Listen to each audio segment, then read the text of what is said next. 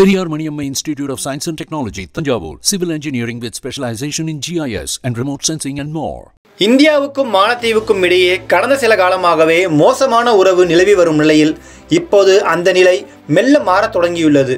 சமீபத்தில் நடந்த மாலத்தீவு சுதந்திர தின விழாவில் கலந்து கொண்டு பேசிய அந்நாட்டின் அதிபர் முய்சு இந்தியாவுக்கு நன்றி தெரிவித்தார்.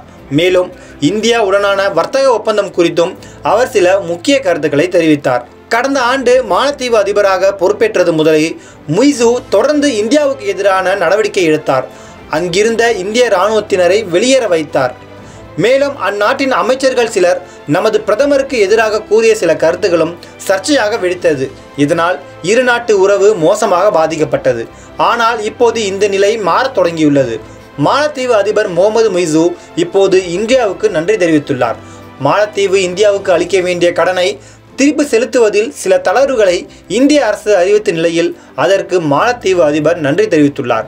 மேலும் இந்தியா மாலத்தீவு இடையே உறவுகள் வலுவாக இருக்கும் என்றும் இரு நாடுகளும் விரைவில் சுதந்திர வர்த்தக ஒப்பந்தத்தில் கையெழுத்திடும் என்றும் நம்பிக்கை இருப்பதாக முய்சு தெரிவித்தார்.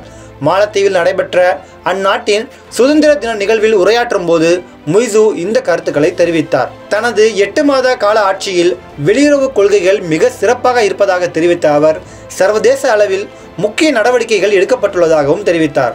மேலும் கடனை திருப்பி செலுத்துவதை எளிதாக்க இந்தியா மற்றும் சீனா அளித்துள்ள ஆதரவுக்கு முய்சு நன்றி தெரிவித்தார். இந்த இரு நாடுகளின் ஆதரவு காரணமாகவே மாலத்தீவின் பொருளாதார இறையாண்மையை உறுதிப்படுத்த முடிந்ததாக அவர் தெரிவித்தார். சர்வதேச வர்த்தகத்திற்கு தேவையான அமெரிக்க டாலருக்கு பற்றாக்குறை ஏற்பட்டுள்ளதாக தெரிவித்த அவர் இது தொடர்பாக இந்தியா மற்றும் சீன அரசுகளுடன் பேச்சுவார்த்தை நடத்தி வருவதாகவும் அவர் தெரிவித்துள்ளார். மேலும் பிரிட்டன் அரசுடனும் சுதந்திர வர்த்தக ஒப்பந்தம் போடுவது தொடர்பாகவும் பேச்சுவார்த்தை நடத்தி வருவதாக அவர் கூறியுள்ளார். அதேபோல இந்தியாவுடனும் வர்த்தக ஒப்பந்தத்தை விரைவில் கையெழுத்திடுவோம் என்ற நம்பிக்கை இருப்பதாக அவர் கூறியுள்ளார். இந்தியாவுக்கும் மாலத்தீவுக்கும் இடையேயான உறவில் கடந்த ஆண்டு விரிசல் ஏற்பட்ட நிலையில் அதை சரி செய்ய இப்போது அந்நாட்டு அரசு பல்வேறு முயற்சிகளை எடுத்து வருகிறது. மாலத்தீவுக்கு இந்தியா ரொம்பவே முக்கியமான நாடு என்பதை உணர்ந்த முய்சு தனது அரசு செய்த தவறுகளை சரி செய்ய முயன்று வருகிறார்.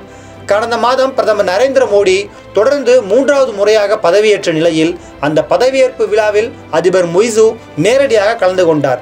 மேலும் மாலத்தீவின் இந்தியாவின் மிக நெருங்கிய கூட்டாளி என்று கூறிய அவர் அதில் எந்த கேள்வியும் இல்லை என்று திட்டவட்டமாக கூறியிருந்தார். கடந்த ஆண்டு இறுதிக்குள் மாலத்தீவு இந்தியாவுக்கு செலுத்த வேண்டிய கடன் தொகை 6.2 பில்லியன் மாலத்தீவு ரூபாயாக இருந்தது.